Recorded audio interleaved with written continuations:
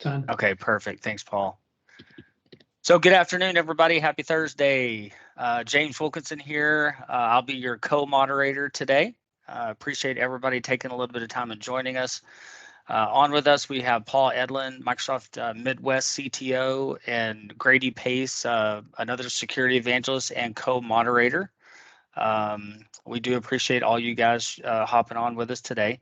So today we're going to be speaking about Entra and Priva and how they can help your organizations become more secure.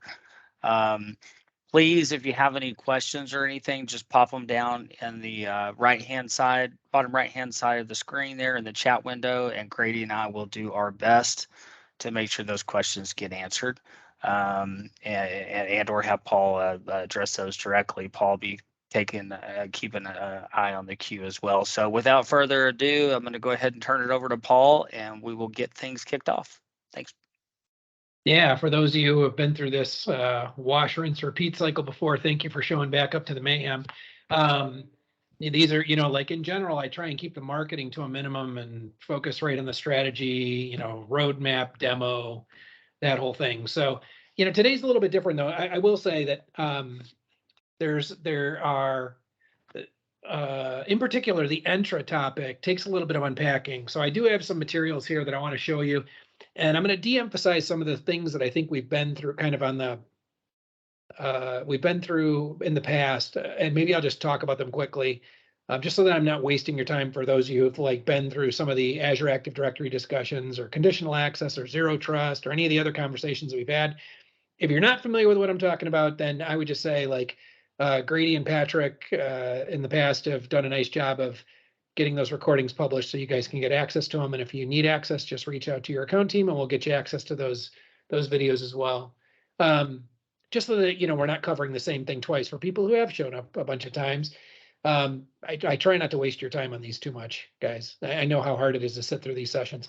So what I wanted to do is I wanted to bring up, let me share some screen with you, and then we'll just start, we'll go in and let it rip. So we're going to start with Entra, and let me just bring up some content here so you know what we're talking about.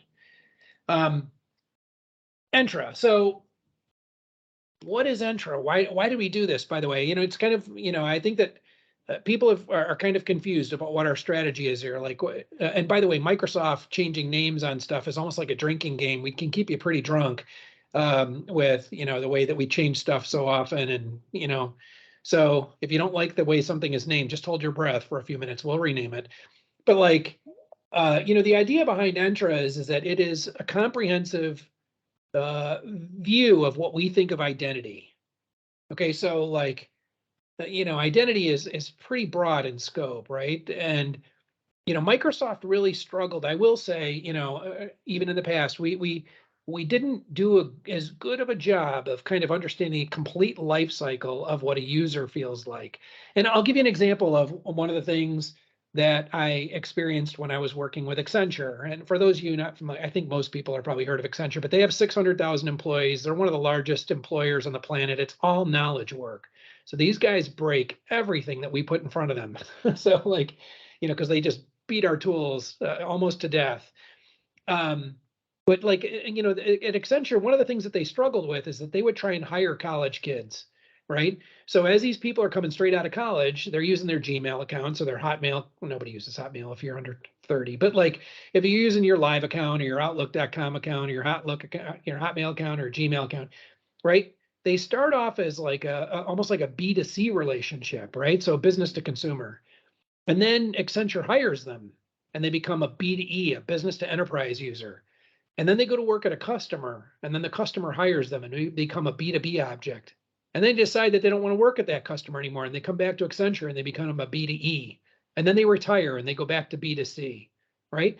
In that scenario, you've got 3 or 4 identities floating around out there that represent Paul, right? And this happened to me at Microsoft. I used to work as a virtual employee before I started 15 years ago.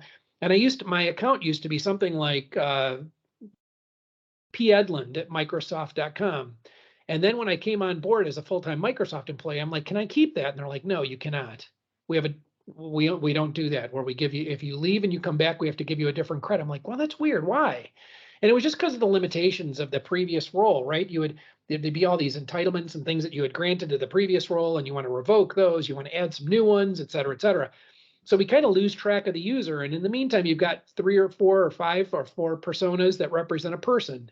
So Entra's goal really is to streamline all of that, right? So that we minimize the amount of decoupled identities or multiple identities, and instead just stitch them all together more gracefully. And so you'll see what I mean about this. The other thing about Entra is that it is not a replacement for Azure Active Directory. So even though Azure Active Directory is a component of this Entra strategy, it is an element. We are not deprecating it. So please don't, like if that was a thought in your brain, squish it out. It's just like the slide says, we're really just renaming it because we're expanding what we think of the identity world. And there are some things in the roadmap which will make Entra even more interesting. Some of that is NDA, so I can talk about some of it, but not all of it. If you want to know some of the NDA stuff, work through your account teams. But the idea here is, Entra is really, it's a little bit bigger than just Azure AD. So what do we mean by that bigger? There are 3 core components of Azure of Microsoft Entra, and the first one is Azure Active Directory. The second one is a company that we acquired last July, not the one that just went by, the one a year ago, July, called CloudKnox. I had to think about that for a second. So when we acquired CloudKnox, what they do is they are what in kind of the world of acronyms, they are what's called a CIAM solution, Cloud Infrastructure Entitlement Management, and I'll describe what that means. And then lastly, we have this capability called verified identity, which we used to call decentralized identity, and I'll talk about what that means as well. Okay, so for the purposes of today, though, I am not going to touch much on Azure. Actually, I was going to avoid Azure Active Directory altogether. But let me just, because I do in the slide. So what I would just say is, what I would say about Azure Active Directory, the one thing I do want to call out is that as a part of this Entra strategy, you are seeing a bunch of new capabilities in Azure Active Directory that allow you to do better or easier B2B stuff with your business partners. So business to business identity stuff. And, in Azure AD, that's called external access, and you'll see it there listed. And when you go in there, what you're setting up is something we refer to it as XTAP, cross-tenant access policies. And so I'm just sitting in Azure AD right now. Okay, so this is the only thing I wanted to tell you, but because it's a part of the Entra strategy, it's kind of like phase 1, if you will. So one of the things that you're seeing in Azure Active Directory is, if you're an old school person like I am, in Active Directory on-prem, right, in AD, on-prem, not in Azure AD, but Active Directory on-prem, there was a capability in there called domains and trusts, right, where you could create a forest out of a bunch of domains. And one of the things that you are seeing inside of Azure Active Directory now is a similar concept. This is this XTAP stuff, where you can create partnerships at the tenant level so that you don't have to do all this inviting of individual objects, okay? So if, and I have talked about this, or I think I've talked about this already in previous webcasts. Somebody should hold my feet to the fire on that one. I do a lot of webcasts, so I kind of forget what I discuss sometimes. But anyways, I think that's one place that if you understand what our overarching strategy is for Entra, you know what an important building block that is. Because today, if you have B2B objects, you invite them onesie twosie, right? So you're inviting individual users into your tenant. The problem with that, by the way, is that once they're in your tenant, they can go any place. They can be assigned anything. As a matter of fact, somebody could accidentally take a B2B object and turn it into a global administrator within your tenant, or maybe by design, if you're outsourcing your admin, right? So the idea there is you have to be kind of, you have to know what those B2B objects are doing, and cross-tenant access policies Oh, and let me just show you where that's in the portal. Sorry, I should, sometimes, one image says 1,000 words. So if I go into Active Directory here, let me just bring up the old school portal for Active Directory, Azure AD, sorry.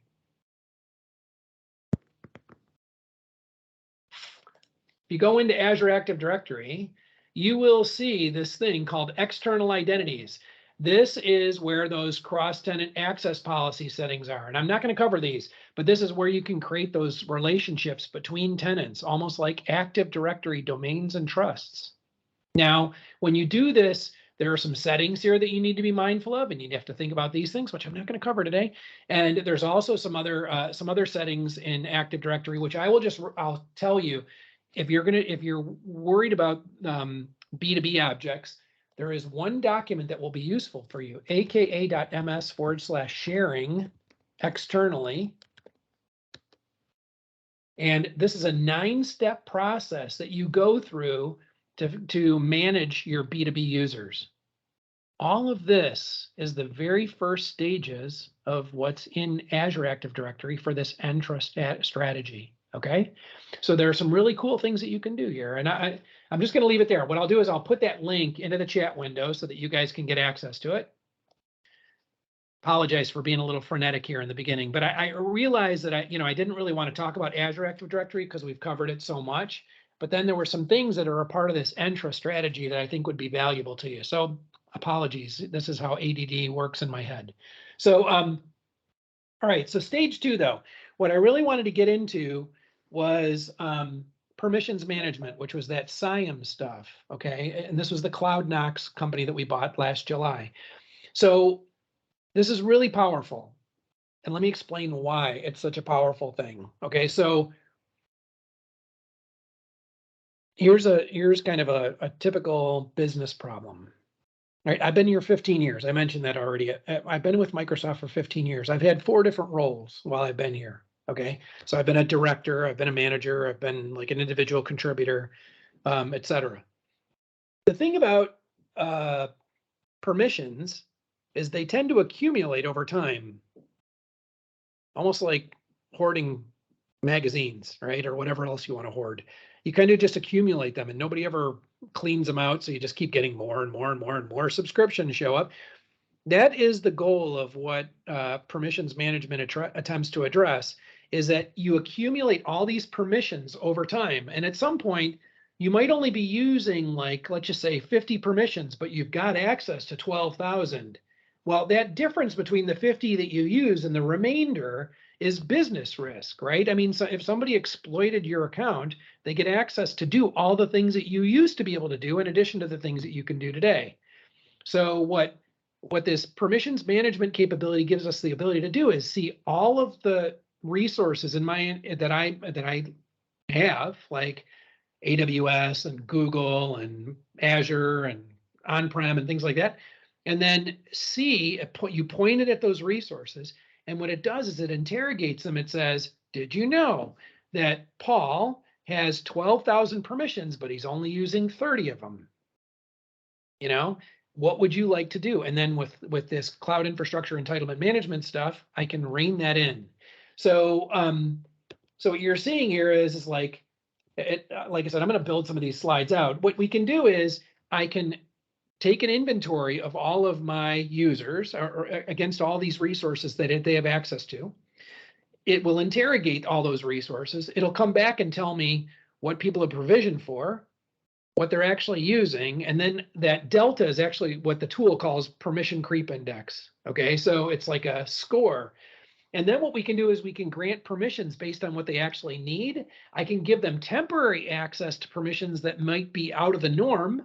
And then I can continuously monitor and right size those permissions. So like as they come and go, I'll kind of prune away old ones and I'll add new ones, etc. And this allows you to kind of not have to worry as much about what that pruning looks like. And once again, the goal here, the goal here is to be across, any type of resource. Okay, so AWS, Google, Azure, on-prem, a different identity provider. This also will tell you a little bit about how it's licensed. Okay, so by the way, I pick on us internally sometimes, so my marketing people are not happy with me often. So let me tell you one thing that I was confused by. When I went into the licensing for, Entra permissions management, I was kind of confused about how it was licensed because I assumed that it was based on some E5 thing. And so I'm like, oh, if you have E5, you probably have it. No, you don't. So with Entra permissions management, it actually, you point it at the resource. So you pay for it per resource that you pointed at. So, and I think retail is like $10 and something per resource per month. So, so I would just say work through your account folks, and they'll give you like an estimated cost of what it would if you pointed it at something. They can give you an approximation. Okay, but once again, it's looking at once you tell it what resources you've pointed it at, then what it does is it gives you kind of all of this telemetry. Okay, and what's interesting, and I'll show this to you. This permissions creep index is really useful because it shows you how bad it is almost on a per user by per user basis or on a group basis, and it'll show you. Thank you for pasting that in, James. So like, you can quickly figure out where your true business risk is. Okay, so and then you can remediate manage. So I can be like, okay, well, let's go fix it. And let me just show you this stuff. Okay, so I'm going to go in. Let's go into this is the portal here. So you notice we got this new. I don't know if you can see this. Can you, can I zoom in? How can I zoom in? Control, I think it was Windows Shift plus Control. You see it's called Entra Admin Center. I don't know if you can see that URL, entra.microsoft.com. Okay, so this is the new URL. But like, even though that's the case, I'm going to leave that a little bit bigger because it's probably easier for you guys to read a little bit bigger. So, so you notice we got this Entra Management Center and entra.microsoft.com. But also notice, even though Active Directory is in here, here's all the Azure Active Directory, Azure AD stuff. You can still get to it from the Azure portal. Okay, we're not deprecating the Azure portal. We're just trying to say if all you focus on is identity for your organization, I can give you one portal that doesn't mix and match things, so you have access to like VMs and resource groups and storage and all that other stuff. I can just give you a portal that focuses on identity. Okay, so that's what the value of this Entra portal is. And so you'll see all the settings here around Azure Active Directory. And then a little further down, you see this one called Permissions Management. And if I click on that, whoop, did I click on it? Did I click on it? What did I do? There. If I click on it, send me to the compliance portal. It's not where I wanted to go. Please hang on. Why does it keep sending me there? That is the weirdest thing. Funky. Hold on a second, team. Let me kill this window. It's really odd what it was just doing. It was sending me someplace else. Please hold. It's like when you're in the when you're on the phone, it says, please hold during the silence. That's what I'm doing right now. So we'll go to entra.microsoft.com again. Make sure I'm logged in as the right account. And now if I go to permissions management, there you go. You see the little CloudKnox. I don't know if you saw that in the URL, sending me to CloudKnox. So this is, we still have a difference in branding. And so over time, what you'll see is that branding will standardize around the way that Azure normally looks. But today we still hold it off kind of as its own UI. By the way, when we first bought CloudKnox, it was running on AWS. So we had to figure out a way to report it over to Azure. And that's what we spent about a year doing, is doing a code review and then porting it to Azure and turning it into a SaaS-based service. So there's nothing, you used to have to deploy a virtual machine when it was in AWS. Now you don't have to do any of that. It's just a SaaS service. So what you're looking at here is, you'll see we have different clouds we can point it at. And right now it's just pointed at Azure. And I've got 479 things in this cloud. So you'll see 479 identities, 202 of them have high risk, 0 of them have medium risk, and 277 have low. And what I can do is I can drill into these.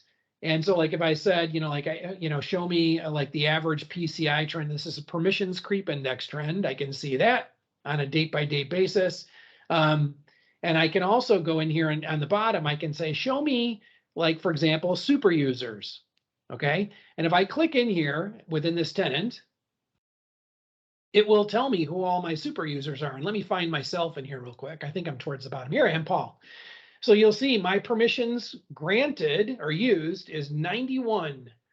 My permissions granted is 1,206 or 12,000. Sorry, 12,263, and my permissions creep index is 82. So people who are higher than me means that they're even creepier than that. Mine is pretty bad though, right? It is pretty bad. So what we can do is we can look at Paul. I can say, well, tell me everything that you know about Paul. And what it'll show me is all of the roles that I have been assigned in Azure. Remember, it's per resource. So if it was AWS, it would show me AWS roles. If it was GCP, it would show me all the roles in GCP. You're pointing it at things, right? And all it's doing is pulling back what those permissions that are being used versus the ones that you've been granted. So in Azure, this is the ones that I've been granted in terms of roles. Now, but if I look at the resources or the permissions that I have access to, you can see it's quite a few. It's like I've got lots and lots. I've got reader on this and owner on this, and you just keep going. And you'll see. So like those are per permissions. On resources, though, these are all the resources that I have access to. Okay. And if you look at activity, it'll kind of give you a sense for all the things that I have done recently. Like yesterday, it looks like what was this yesterday? I have to look. But like something was done where it looks like a Sentinel incident creation rule was triggered, and it was me. So I was messing with Logic App yesterday. So that was this. And you can see all the things that I have done. Okay. Now, the thing is let's just say that I said, okay, well, I got to rein this in. Okay, so if I look at the user information and I see that he's like, when I looked initially, I said he was using 91 things and he's got access to 12,000. Let's figure out a way to remediate that. If I go over here to remediation, you'll see that I have this ability within permissions to start scoping it down to some resources here. So what I could do is I could say search for user, any user status, permissions creep index, and let's just search per username, and we'll search for Paul Edlund. Okay, and if I look here, you'll see that there's 2 in the tenant. Now notice, you can't tell this right now, but like the tenant that I'm in, you can't tell. It's actually, the tenant is called 1mtcqa.net, okay? So if I type here Paul Edlund, right, get rid of that, you'll see that there's 2 Paul Edlunds. There's one in the tenant that I'm in, but there's also a B2B object, a Paul, .edlund at Microsoft.com in here. Okay, so I've got 2 Paul Edlunds. Look at this. Let's look at the 1MTCQA, and I'll apply a filter here. And if I look, you can see all the things. And I'll just choose, like in terms of what I want to triage, let's just say unused permissions, and we'll apply that. And let me click on Paul again. These are all the permissions that I have been granted that I am not using. Okay, so let's just say that I wanted to go into this one. It's like this resource right here. And I said, hey, let's take Paul out of that one. I could remove the role from that because I'm not using that role. And I'm an owner. Okay, that's kind of creepy. That, like, I've got this ownership role. I've never used it. Why do you need it? So I could go in here and say remove role. Okay. So the idea here is that quickly I can kind of figure out what a user has. I can start to triage them, and then I can set up reports and autopilot things. I could just, with autopilot, I can create like a rule set that says, automatically, if somebody hasn't used a rule in say 90 days or hasn't used a permission in 90 days, just revoke it. If they need it again, get back to them. No problem. Yep. So that's what you can do with these autopilot rules. And I can look at audits and I can say, like, in the last, let's just say not in the last day, we'll edit this and I'll say in the last 30 days, show me all the things that where the user is Paul. So in other words, show me all the things where Paul Edlund has done some stuff. Okay, so Paul Edlund 1mtcqa.net, search. And here's everything that I've done. I went into Key Vault, I created a policy. I created a write policy here today. So these are all the things that I did today. Here's the stuff I did yesterday. Boom, boom, boom, boom, boom. This is administrative, right? Here's all the things I did before that, et cetera, et cetera. Yeah, powerful, I think. So to many people, by the way, this starts to feel like privileged access management, PAM. So we already have a PIM, privileged identity management. Privileged access management is like, what can you, so privileged identity management is who can you be? Privileged access management is what can I do? Okay. So one thing, so this starts, by the way, I'm not disparaging anybody because I love these two companies, but like CyberArk and BeyondTrust, for example, it starts to infringe on a little bit of what they do. One of the things that we do not do currently is session recording. But you can bet that we're thinking about it.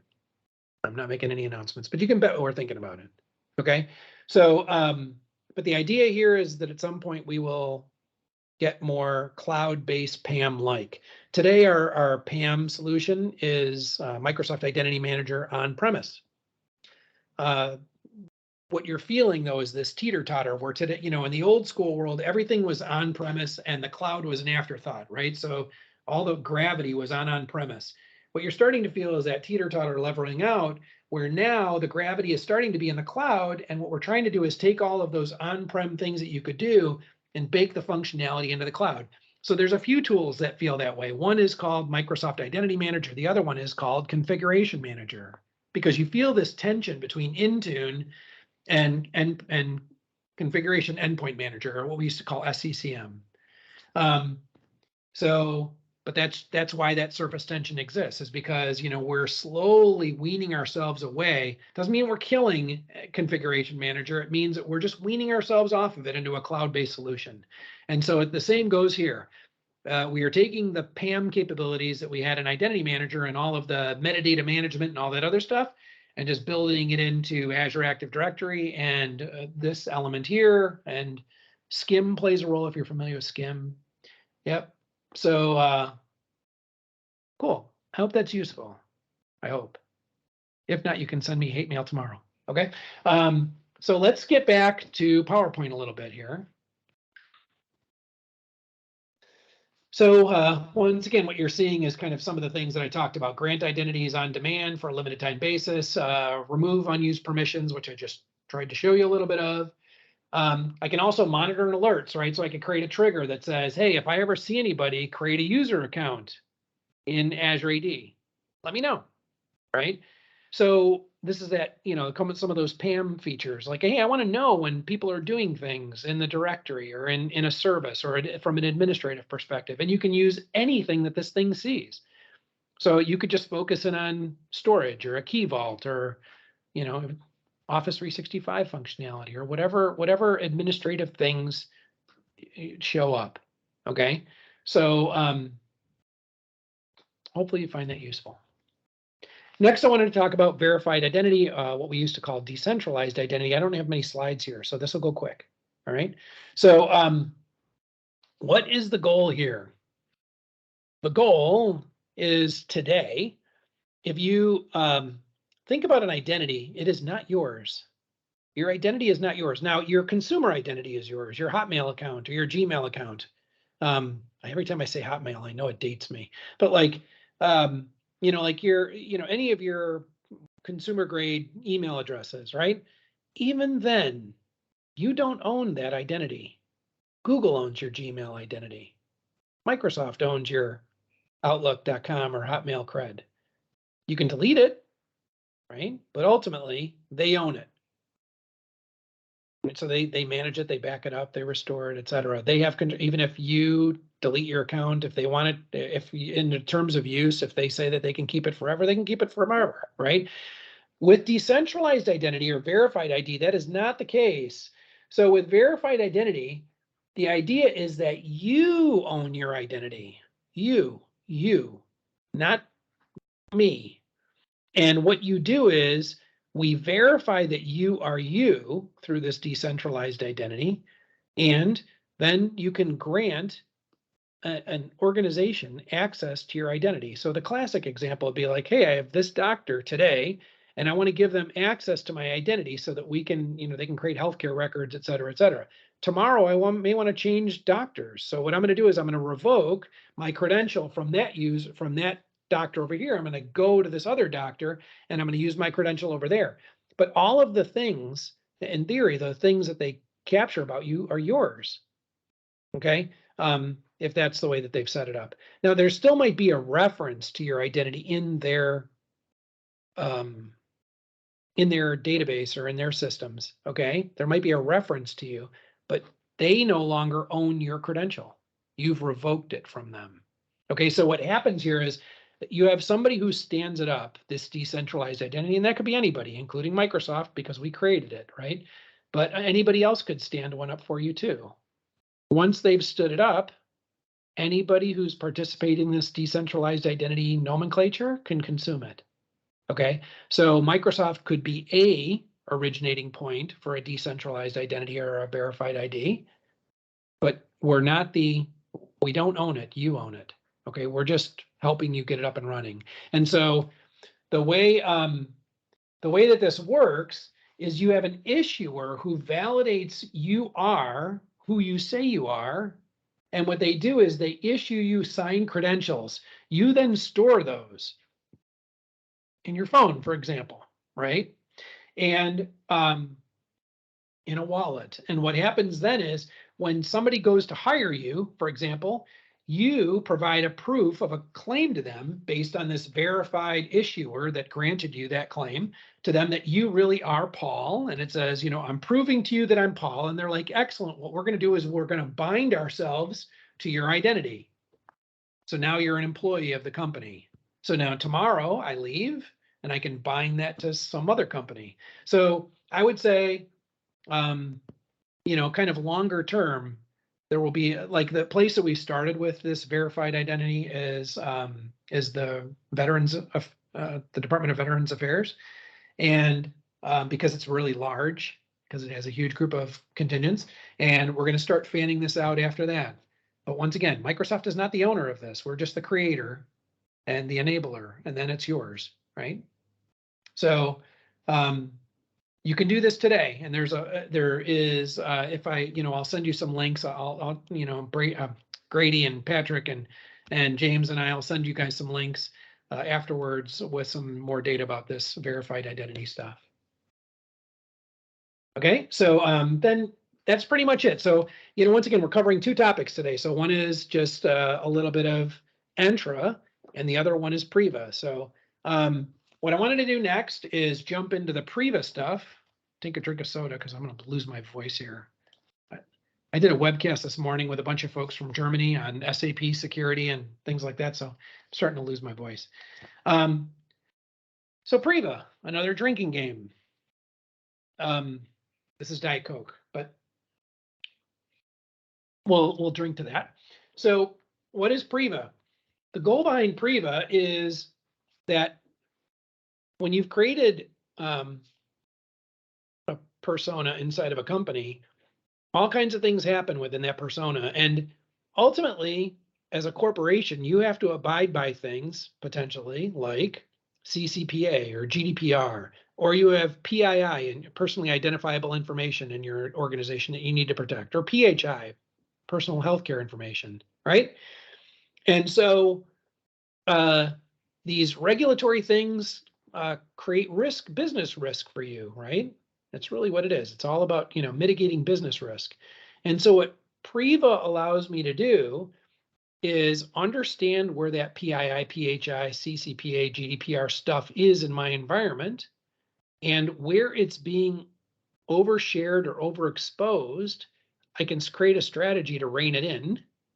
Okay. I can also understand how the data might be moving through my organization. Like if I see a bunch of German data, PII data, being packaged up and sent to the UK, this would tell me, it'd be like, well, why is that happening? Right? So Priva is about privacy, Priva privacy. And it will help me track where that data is, where it's going, and how it might be posing business risk, either in terms of oversharing or overexposure. I hope that difference between oversharing and overexposure makes sense. Oversharing means too many people have access. Overexposure means the data in this corpus of content is really risky, right? And then lastly, I have the ability in Priva to generate data subject requests. So, as a part of GDPR, I have this right to be forgotten, for example, or this right to know what you know about me. So with a data subject request, what I could do is I could make a request to the corporation like, hey, I'm Paul Ludland, and what I want you to do, Microsoft, is tell me everything you know about me. And with Priva, I can take that data subject request and then package it all up. I can go and find everything, right? And then I can package it up in a way that doesn't expose any additional risk and give it to the data subject requester. Okay, so as a part of Microsoft's overarching strategy here, Priva is an element, right? So we have identity and access management, which is Entra. We have threat protection, which is all things Defender, which we have talked about before. We have information protection and governance, which is all things. This is another drinking game. We used to call this Microsoft Information Protection. Now we call it Purview. So Purview and Priva and Entra and Defender. Okay, so this is Purview here. And then the yellow stuff is Priva, privacy. Okay, but they're chartered with doing different things. This is all about showing me where my data risk is. This is all about managing and governing data. So labeling, encryption, DLP, e-discovery, things like that. This is about protecting against threats, and then identity and access management. I think that these two should make sense. Okay, so so we've got, like I said, these two elements: privacy risk management and data subject requests. And I'm going to show you these, but like in here, let's start with privacy risk management. So this is kind of the what does this data represent in terms of risk to my business? And so first of all, like out of the box, when you turn Priva on, it will just scour your environment. It'll start chewing through everything that it can see, right? And it'll tell you, like, here's your PII data, here's your PCI, here's your PHI, here's your CCPA, your GDPR stuff, right? It'll show you if it's overexposed. It'll show you if it's moving across borders. It'll show you like if it's overshared. I lost the other one. Anyways, but the idea there's if it's if there's risk, it'll show you all those risks. Okay. Then what I can do is I can create automated risk mitigations. Like, hey, if I see somebody trying to share data like PII data in Teams, for example, it might throw a notification to the user like, hey, did you know that this is PII and it's protected by our company? Are you sure that you want this to stay in Teams? And the user can go in and remove it potentially or take action. I'll show you what that feels like, right? So we put the burden kind of in two places. One is on the company to figure out where their risk is. The other one is on the users to do the right thing. And when they do the wrong thing, we can coach them or fix it for them potentially. Okay, so let's just walk through this. So this is and I apologize, this is a click-through script because it's easier. I'll show you the window too, but like when you have like you need like a lot of fake data in this thing to make it valuable. And in the tenants that I have, there's like a lot of people who are administrators, but no real users. So like I need some of these click-through scripts here. So let me just pause that. Hold on, I want to go backwards. I just want to pause that thing from keep on going. Stop. Could I pause it? Pause. Anyways, let's see if I can. I wanted to go back and just hold it there. I won't do it. Okay. So what you're seeing here is like 1,000, it's not going to stop. I'm going to have to go to the portal. 1,007, 1.7 thousand new items, 415 privacy risks. Sorry, it's scrolling quickly here. I wanted to see if I could stop. You can't stop it. So maybe if I right click on it, it won't move forward. So in the last 7 days, we've done 13 new data subject requests. I have policy matches. So like items with personal data is just it scouring everything that it's aware of looking for it. A policy match means that I actually created a policy of something that I'm looking for. And that could be something like overexposed data or maybe overshared data. And you're seeing on the alerts, if I don't want to take that right click off the screen, but you see like a large transfer detected from Germany on the lower right-hand corner, or data moved from EU to APAC, right? Files containing PII shared externally, all that stuff in the lower right-hand corner. Those are just alerts that are generated based on the policies that you created, okay? So, and then if we kind of go forward here, you can drill down and see where data is, like where your riskiest data is, and like the counts. So you're seeing full names are in, we have 953 full names in Exchange, OneDrive, SharePoint teams. We have some physical addresses. You might see things like credit cards, social security numbers, things like that, okay? And those would be listed here. And then we'll do it by type. You'll also notice that depending on the role that you have inside of Priva, everything is anonymized. So, wouldn't it be ironic if the tool itself exposed privacy data? Now, in some cases, you can kind of infer back to who the core user might be just because of the data in the content. But in general, what you see is this anonymized data inside of Priva, so that if I'm an analyst, I don't know if I'm analyzing the CEO or the, somebody who works on the shop floor. I don't know. Okay, what I might be able to infer it based on the content that was being shared, but I wouldn't know here. Okay. So now once I kind of move on here, like what I wanted to show you is, so if somebody's typing like something in Teams, the message might be blocked, and it would say, it would inside of Teams, it would be like it was blocked because it contains some privacy related data. And depending on how I turn on Priva, it may allow that to go through if the user provides me with a justification. But if they do provide that override with a justification, I'm going to store that. Okay, so now when somebody does a data subject request and it says, well, why did Paul share this data with James and Grady? It would say, well, he said he needed to do it because of this and this and this. Right, so that would be logged and audited, and I would have that as a part of the record. Okay. So you'll see that we also will send roll-ups within Teams in an email to them saying, hey, this is, in general, here's some things that you did recently that were privacy related. And we can give them training on this too during that notification. So like, hey, not only did you share this data, and that's really kind of against our company policy, but we need you to watch this video on how to protect data, in this case, from overexposure. Okay.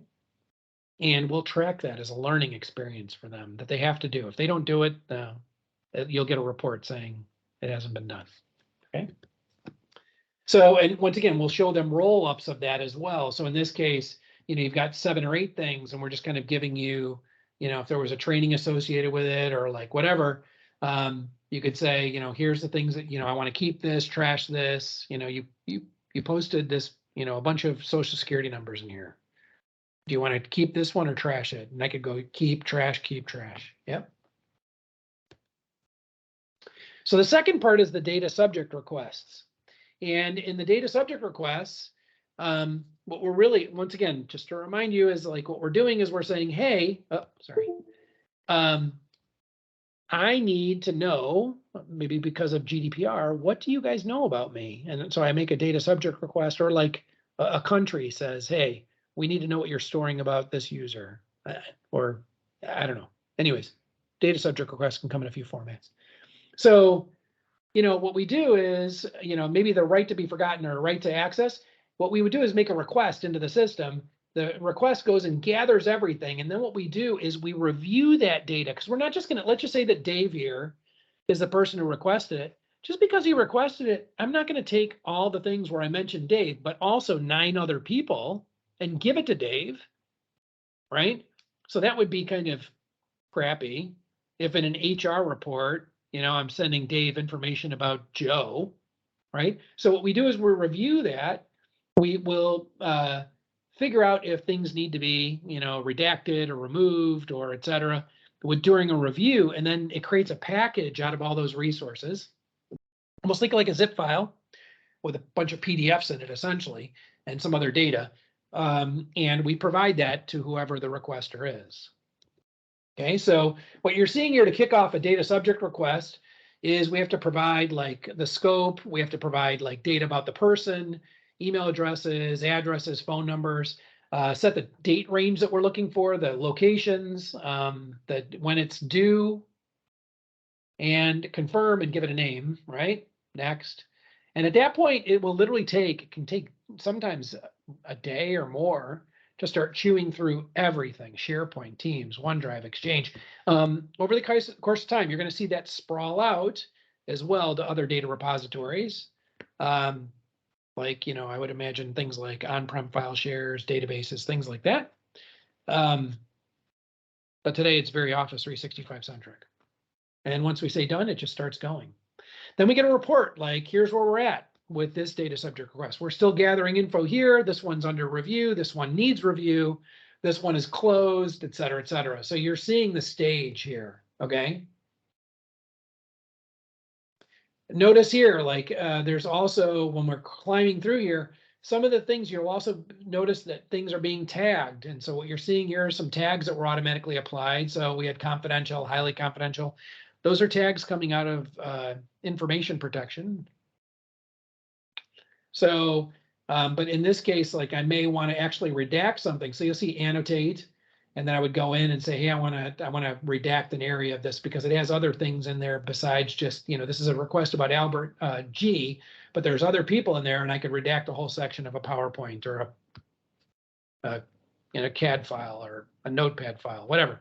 All it's going to do out of that is convert it to like a PDF, and it'll be annotated, redacted out. Okay.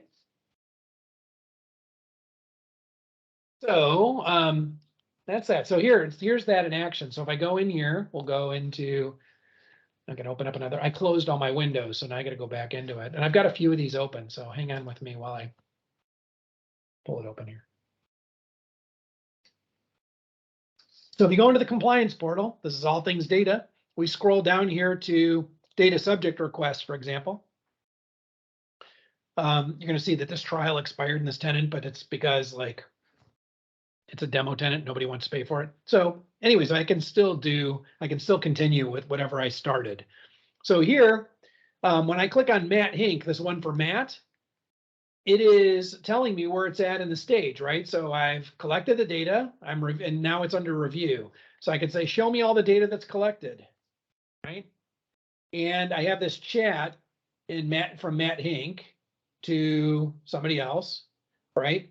And in there, I put my name, Paul Edlund, and an address, right? Well, maybe I don't want that to be shared in the final output. So what I could do is I could say annotate, mark an area for redaction, be like, you can't have that, and that's redacted. And then I could move on to the next thing and see if I wanted to do anything there. Oh, this is a document management system number. I don't care about that. Next one. And here's another address. Okay. Yep. That doesn't belong there either. So remove it for redaction. I want to redact the whole thing. Sorry.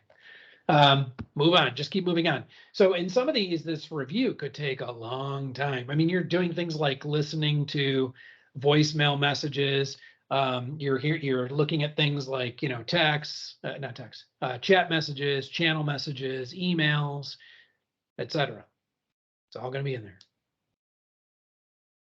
Okay.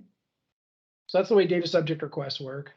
And then I can look across all of them and just, you know, like, and this is what I showed you initially, like I've got 2 active, 1 closed, 2 overdue, you know, breakdown by status, etc. And then if we go to privacy risk management, this is kind of that overview at the tenant level of things that are going on. And once again, I'm in a demo tenant, so there's just not a lot of noise in here. I apologize for the lack of noise. But, you know, I could say, I could create a policy here. So if I go into, like, for example, policies,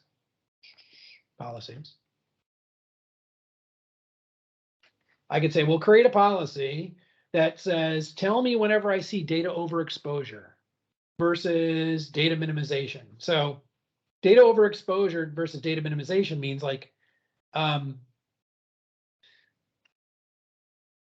things that are shared with too many people is this one.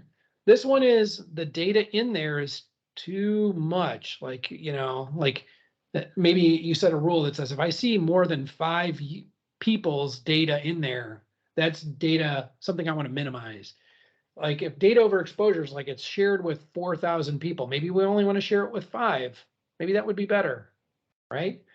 Data transfers is a policy that I can create that would just say, show me when people are moving data across different boundaries, country boundaries, departmental boundaries, etc. Yep. So these are really the 3 core things. If you create a custom one, really all you're doing is merging one or more of these things together, or taking a default rule and adding your own. So if I look at one of these, for example, like, well, we can try and create one. I think I can still create it even though my trial is passed. If I go to data overexposure, we'll create a policy. I just say, I'll call it data overexposure.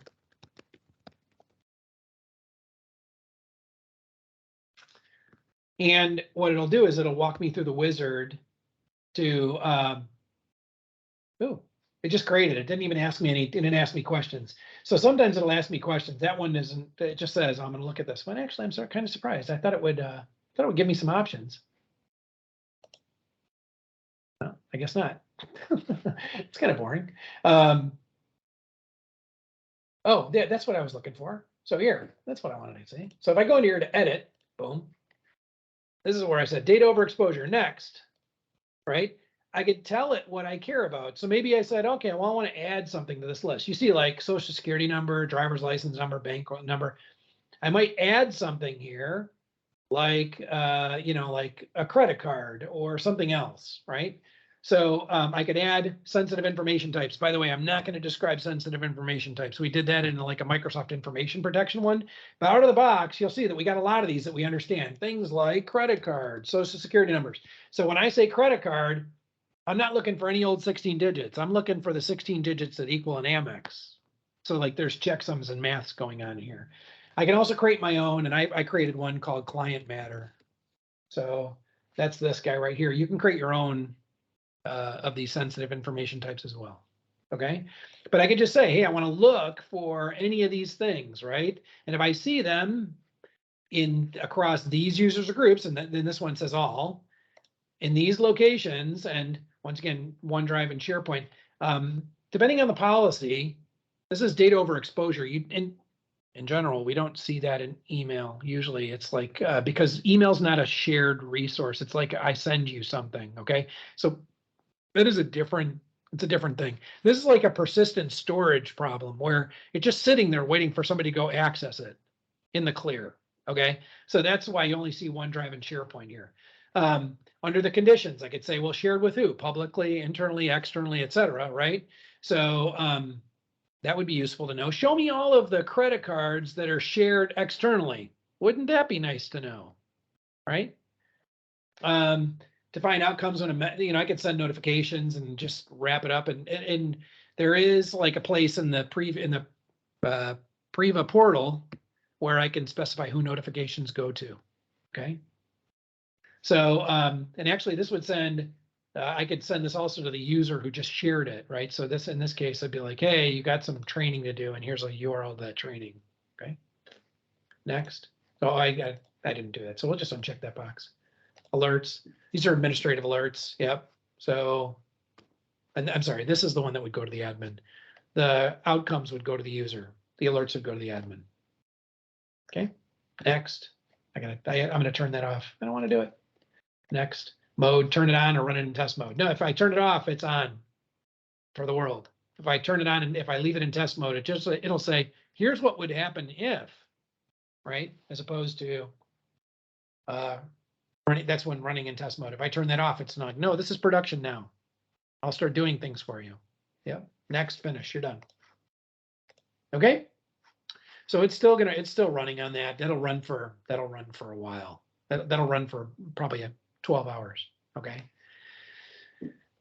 Okay, so that's a little bit of Priva, and we're kind of running up against the clock here. I just want to look at the time because I forget what time we were supposed to go to, if this was just an hour, or if it was a little bit longer. But what I may want to do also is open it up for questions from you guys. So hang on, I haven't been looking at the chat window at all.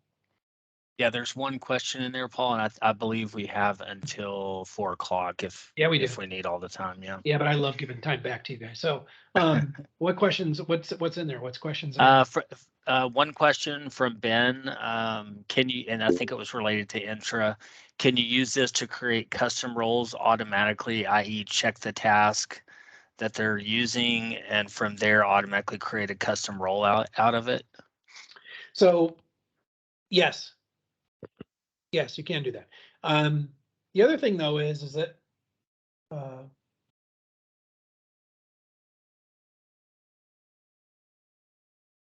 okay, so you have to know what you're trying to rein in.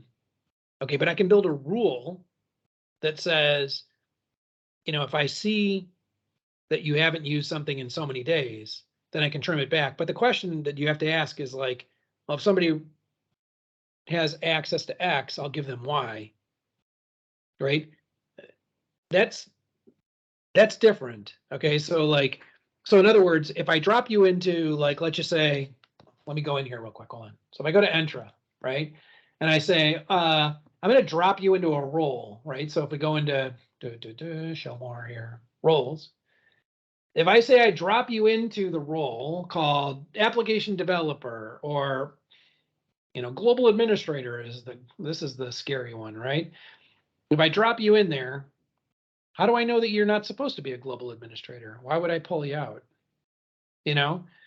So instead, what we're saying, well, is if I give you some crazy permission and you're only using 30% of it after some period of time, then what I'll do is I'll pull it off. Or if you haven't ever used it, maybe, right?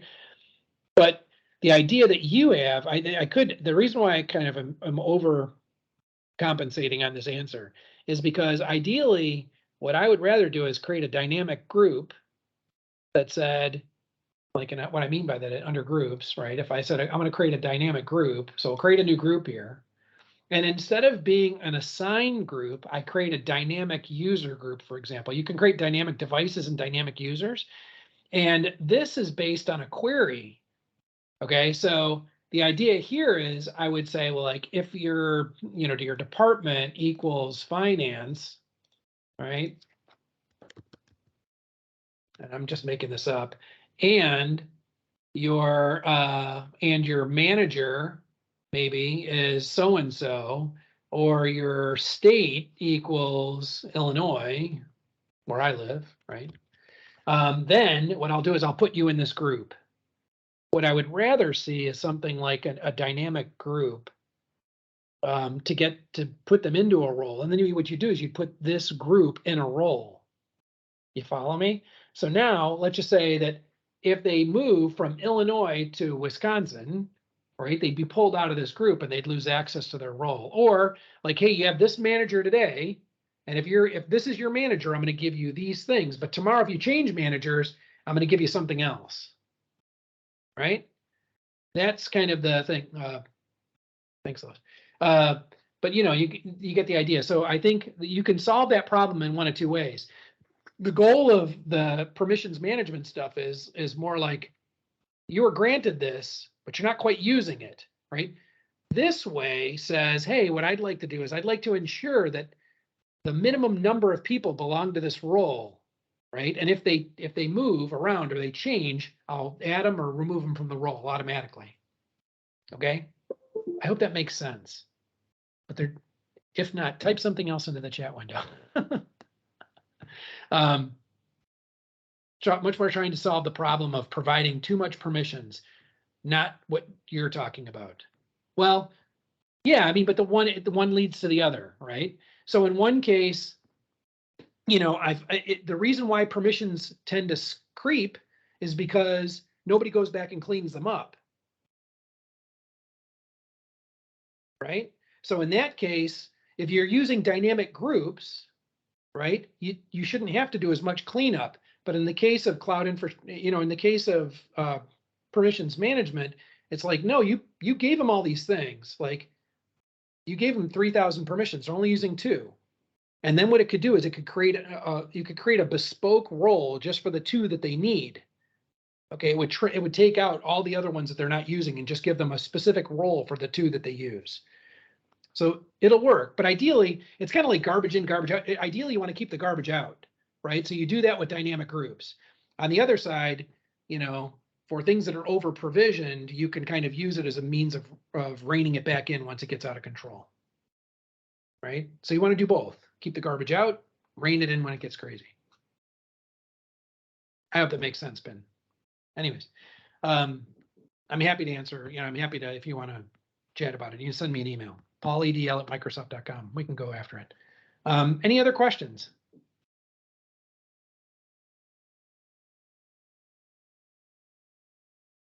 Nope.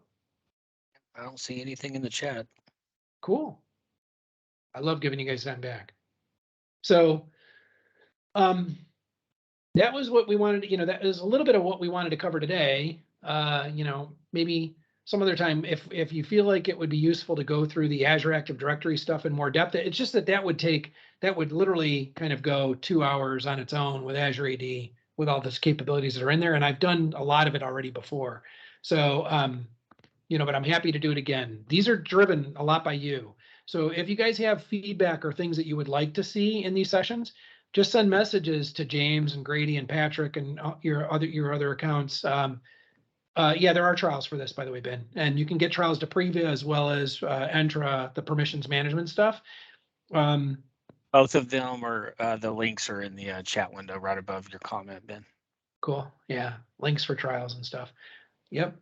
So you can absolutely play with these for a while and get your feet under you. And if you have any questions, just reach out to your account teams and we'll help you out. But like I said, what I was going to say though is if there's something that you guys would like me to talk about, I'll absolutely do it. Like I said, I try and keep these marketing light, more tech heavy marketing light. So hopefully you found that was useful today, guys. So thank you. Awesome. Thanks for your time, guys. Paul, thanks for the information. Yeah, absolutely. We'll talk to you guys soon. See ya.